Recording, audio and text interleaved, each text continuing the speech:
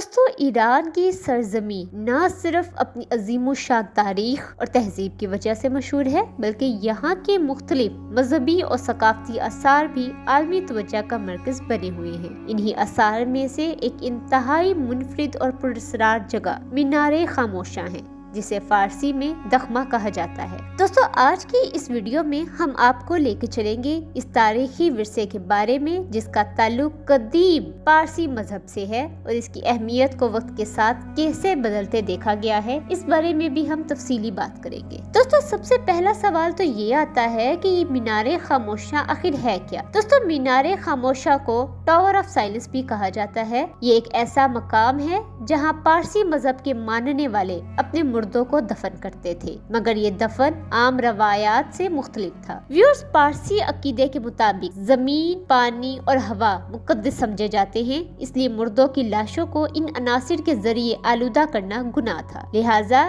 دخمہ میں مردوں کی لاشیں کھلی چھت کے نیچے رکھی جاتی تھی تاکہ قدرتی عوامل جیسے پرندے اور موسم ان لاشوں کو مکمل طور پر ختم کر دے۔ دوستو مینار کا یہ طریقہ پارسی مذہب کے ساتھ صدیوں سے چلا آ رہا ہے اور ایران میں ایسے کئی مینار موجود ہیں جن میں سب سے زیادہ مشہور یزد کے علاقے میں موجود مینار ہے۔ مزید اگر ہم تاریخی پس منظر کے بارے میں بات کریں تو ہم دیکھتے ہیں کہ پارسی مذہب کا آغاز ایران میں تقریباً 3500 سال پہلے ہوا تھا اور اس کے بانی زرتشت کو دنیا کے قدیم ترین پیغمبروں میں شمار کیا جاتا ہے۔ دوستو مزید بتاتی چلوں کہ پارسی مذہب کے ماننے والوں کا یہ یقین ہے کہ موت کے بعد انسانی جسم کو جلد از جلد قدرت کے حوالے کر دینا چاہیے تاکہ اس کے اندر موجود روح اپنی پاکیزگی برقرار رکھ سکے۔ مزید بتاتے چلوں کہ دخمہ کا تصور پارسی معاشرت میں بہت اہمیت رکھتا ہے اور عہد ساسانی کے دور میں ایران بھر میں ان میناروں کی تعمیر عام تھی۔ ساسانی بادشاہوں نے دخمہ کے ذریعے اپنے عقیدے کی پیروی کرتے ہوئے مردوں کی تدفین کی روایت کو برقرار رکھا۔ ویورز،